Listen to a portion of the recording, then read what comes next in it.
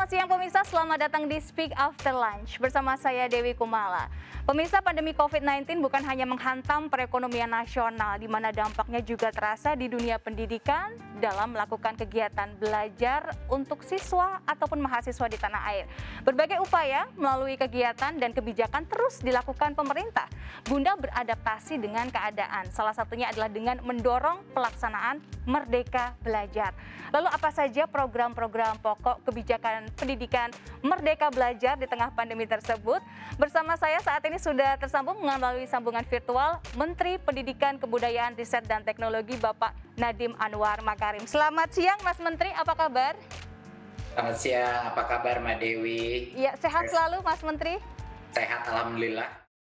Oke, ini menarik sekali ya terkait mengenai Merdeka Belajar. Tentu saja juga masyarakat di rumah ingin mengetahui nih terkait mengenai tahun ajaran 2021 sampai dengan 2022 besok. Ini terkait mengenai aturan Mas Menteri. Bagaimana aturan yang berlaku terkait pembelajaran saat ini dan seberapa penting kita harus segera melaksanakan pembelajaran tatap muka secara terbatas? Oke, jadi sekarang yang terpenting bagi semua masyarakat untuk menyadari daerah mereka itu PPKM level berapa. Ya, ada 1, 2, 3, 4. Nah, 1 sampai 3 itu sudah ditentukan bahwa diperbolehkan melakukan tatap muka terbatas. Ya, 1 sampai 3. Cuman PPKM level 4 yang sampai sekarang belum diperbolehkan untuk melakukan tatap muka.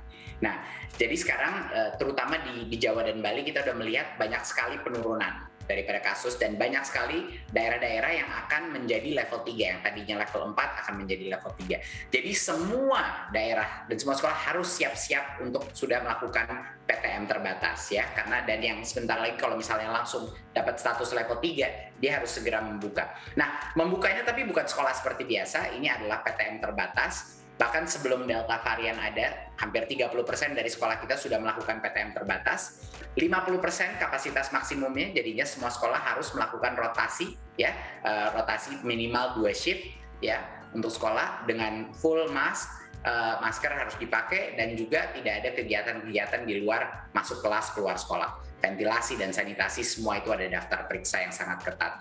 Dan satu hal yang sangat penting adalah orang tua yang akhirnya memutuskan. Orang tua yang berhak memutuskan, saya mau anak saya di rumah aja atau ingin balik ke sekolah, itu adalah ujung-ujungnya keputusan sekolah. Keputusan orang tua. Tetapi peraturan berdasarkan SKB 4 Menteri sangat jelas bahwa di sekolah-sekolah, tentunya di level PPKM 1 sampai 3, yang gurunya semua dari tenaga pendidik yang sudah divaksin secara lengkap, mereka wajib membuka opsi pembelajaran tatap muka untuk orang tuanya nanti memilih. Jadinya nggak boleh ada sekolah di daerah yang sudah level 1 sampai 3 yang guru-gurunya semuanya sudah divaksin, yang tidak membuka pembelajaran tatap muka itu diwajibkan. Gitu. Jadi ini adalah cara kita mengejar ketertinggalan kita. Sudah terlalu lama anak-anak Indonesia tidak sekolah tatap muka, dan banyak sekali anak-anak kita yang sangat sulit melaksanakan PJJ karena akses internet, akses TIK, dan lain-lain, tapi juga kualitas pembelajaran yang sangat berbeda. Jadinya kita prioritas nomor 1, kita kembalikan anak-anak kita ke tatap muka dengan protokol kesehatan yang paling aman. Oke, jadi tergantung dari level daerah yang bersangkutan ya Mas Menteri ya. Oke, nah ini terkait mengenai bantuan dan dukungan. Kira-kira apa saja bantuan atau mungkin dukungan yang sudah diberikan Kemendikbud Ristek untuk mendukung pelaksanaan pembelajaran di tahun ajaran 2021-2022 yang memang berlangsung secara dinamis saat ini? Ya, banyak sekali jenis kebijakan dan bantuan yang sudah dikeluarkan. Kita sudah memberikan full diskresi relaksasi penggunaan dana BOS dan BOP, bisa digunakan untuk kebutuhan PTM, bisa digunakan untuk kebutuhan ekonomi guru honorer, bisa dibutuhkan untuk biaya kuota ataupun alat TIK tambahan yang perlu dibutuhkan.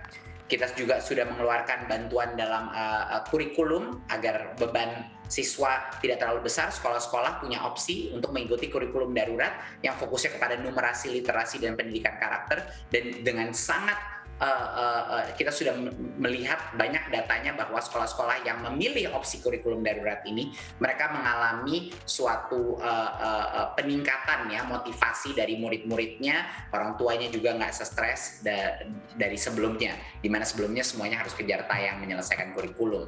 Di luar itu tentunya salah satu program terbesar kita adalah kuota data internet ya untuk siswa dan mahasiswa yang dilanjutkan.